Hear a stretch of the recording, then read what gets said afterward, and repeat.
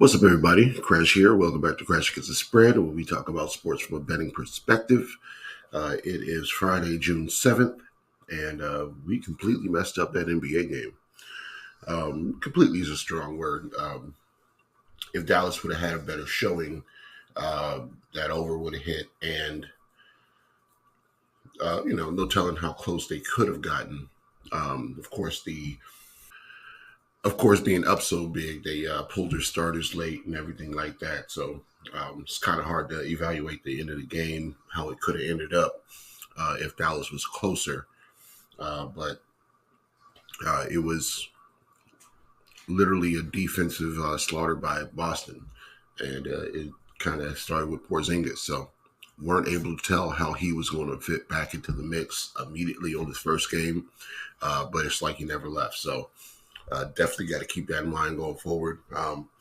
It looked like in the first quarter he was playing a little dirty, but I can't really say that coming from 90s basketball. That's just aggressive play on offense. So if he makes it look like a basketball move, it's not a foul, basically. But I did see an elbow. I saw a knee to Josh Green. But they were all basketball moves. He was just turning and shooting. So Dallas got cold by the end of the first quarter. Porzingis came off the bench and probably did that to them with his defense. So he had like 3 blocks in the first half, a couple threes. They had 11 total threes in the first half, and Dallas was 3 for 13 from 3. Fast break points in the paint. Let's look at that real quick. Dallas actually won the points in the paint, 46-38, but I think that was probably because the end of the game. Celtics were making every 3, and Dallas had no choice but to go in and get a layup because none of their shots were falling. So, yeah, they won the points in the paint, but Boston fast break. Neither team really got out on a big fast break, but every time it looked like it was a Jaylen Brown dunk rebound battle. Boston won the rebound battle by 4, 43-47. Steals, blocks. Yeah, Boston had 9 blocks to Dallas's 1. That was probably all Porzingis. Porzingis he had 3 of them. Jaylen Brown had 3. Horford had 3. Anyway, defensive slaughter by Boston. Dallas shot 26% from 3, 7 for 27. That's pretty much where it was. Boston shot 38%. They shot 30 more points and threes than Dallas did. So we know that this is the best 3-point shooting team. We know that Dallas is not as good defending on the perimeter. I said that in the previous video. That's why I was on the over. But Dallas's shots didn't fall. So I still think in the next game the over might be a good look because I can't expect Dallas not to shoot a little bit better, even in Boston. So that's where I might be leaning for the next game. I might still be on Boston, though.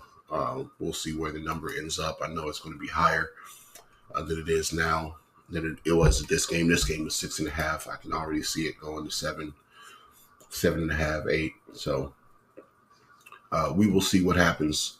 Right now, it says that 58% of people are on the over, 55% are on Dallas. So -7, 55% on Dallas. But let's get into today. We are going to talk about some WNBA today while we wait for these next couple NBA games to happen. We did hit our WNBA plays yesterday. We got the New York Liberty -6.5 against the Atlanta Dream. They won 78-61. And we got the Chicago Sky -4 against the Washington Mystics. Mystics were actually up by a bunch at the half, and Chicago kind of walked them down. So Somebody called the Mystics a falling knife yesterday, and that's exactly what they look like they are. So today we're looking at the first game up is the Fever and the Mystics. Mystics on a back-to-back. I am on the Fever. Both teams have had a lackluster season, but Washington hasn't won any game yet. Fever have won 2 out of 11. So they're 2-9. They're 5-6 against the spread. And I'm going to lean on them here to get their third win. Can't count on the Mystics to close out a game, apparently. So I am going to go, and they have played since last year. So I'm going to go with the Fever to get their third win this season. Also the under. I kind of like the under in all of these games. Anytime it's at 160, I'm probably going to be on the under. So under 162.5 for this game. Next game up, we got the Dallas Wings versus the LA Sparks. Similar situation. The Wings are 3-5. The Sparks are 2-7. I'm on the Wings as the better team on the road. Looking at, see, have they won a bunch of road games? Last 5 road games, they're 2-3. Not beating the Dream, not beating the Connecticut Sun, not beating the Lynx. So the Lynx and the Sun, those are 2 good teams. They just lost to the Aces. So they're coming off 3 games. A 3-game loss. The last time they won was beating this LA Sparks team by 1. So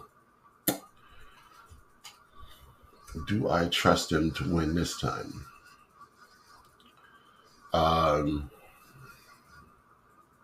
Probably not. Probably not. So stay off that one. I'm not going to bet the Sparks either. Lean to the under 161. Their last game had a total of 165, and they got to 167. They have a much lower total, probably for some reason here. So looking at the injury report, Stevens is out for the Sparks. Brown and Sabali are out for the Wings. And full transparency, I'm not sure how important these ladies are to these teams. So I'm going to stay out that game. Next game up, we have the Vegas and Seattle. I lean Vegas, but 9 points is a lot. And I haven't seen Seattle play yet. So we're going to stay off that game also. And the Lynx and the Phoenix Mercury, I'm going to lean on the Lynx. They have been cover machines all season long, so I am not going to step off now. They lost their last game against the Aces, which are one of the best teams, and the Suns before that. And they beat the Seattle Storm twice in the first 2 games of the season. So they've only lost 2 games to the Sun and to the Aces, and I think they continue here. So Lynx minus 5.5 or 6, and those are going to be a pick. So I'm on the Lynx minus the 5.5, the Fever minus the 2.5, and the under in both games. So lock those in. Let's get this money, and we will be back tomorrow to talk more NBA or more WNBA. Excuse me.